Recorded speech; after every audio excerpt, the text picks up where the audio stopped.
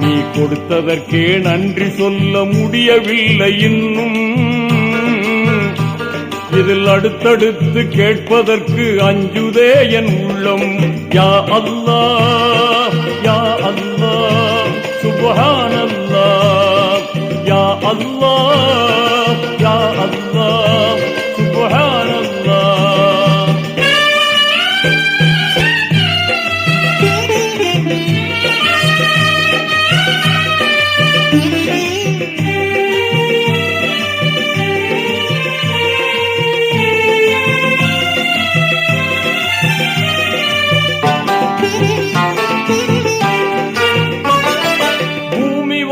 மண்டலங்கள் பொருத்தமாக படைத்தாய், அதை புரிந்து கொள்ள புலன்களையும் திருத்தமாக அமைத்தாய்.